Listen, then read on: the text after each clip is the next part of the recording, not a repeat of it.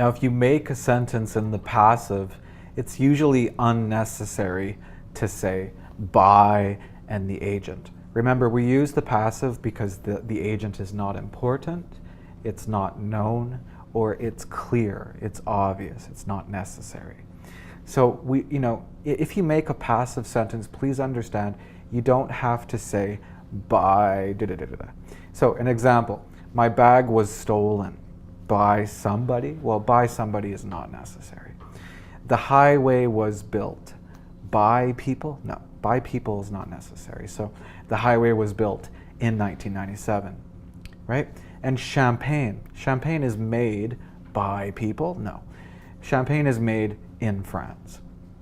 Now, there is another time where maybe we don't use the passive. So when we're speaking informally, or if we're using informal English in casual situations, we can often use sentences in the active, and the subject is you or we, okay? Now, you means just people in general, okay?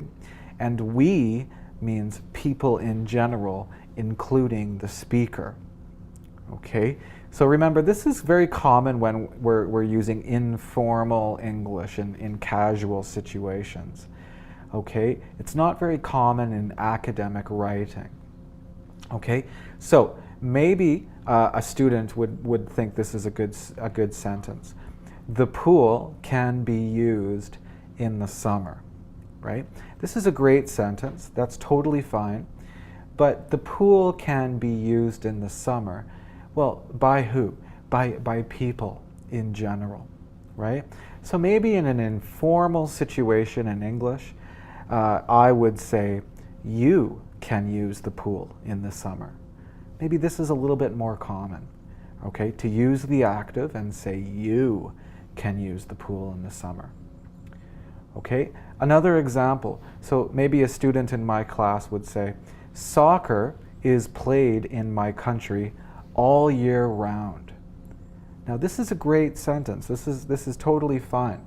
But the student is talking about his or her country. So the student, maybe a little bit more common English, because it's informal, the student could say, we play soccer in my country all year round. Okay, so the student is talking about people in his country and himself. So he says we. Okay, now we can also do this with the pronoun they. Now they is usually for people in an authority position, a position of authority. Authority means you have some sort of control. Okay, in your classroom, the teacher has the authority. Okay, in my classroom, I have the authority. But if I go outside the school, I don't have authority, right? The police are the authority. The government are the authority. Okay, when I go home, I don't have authority. My wife has authority, right? She's the boss. Okay, so if you are talking about the police or the government, you can say they. All right? And when you say they, please understand they means not the listener and not the speaker, not us. I'm talking about those people, the people with authority, not us. Okay? So, an example. This highway was made in 1997. Okay? This highway was made. Now that's a great sentence, but probably more common.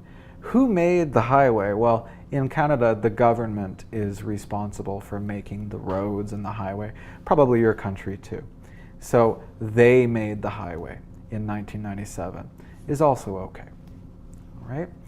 The last lesson you have to learn about the passive and the active is, in passive we use be plus a past participle, right? Well, many students don't realize that past participles are commonly used as adjectives as well, okay? So please understand, sometimes a past participle it has a passive meaning, but also maybe the past participle is being used as an adjective in a sentence. So some examples. The wall is fixed. Okay? In this sentence, this has an adjectival meaning, right? Basically, it means the wall has been fixed. Somebody has fixed the wall. Okay? Another example. I am so tired right now, right? Well, tired is an adjective, but it's a past participle. It's the past participle of the verb tire. Okay?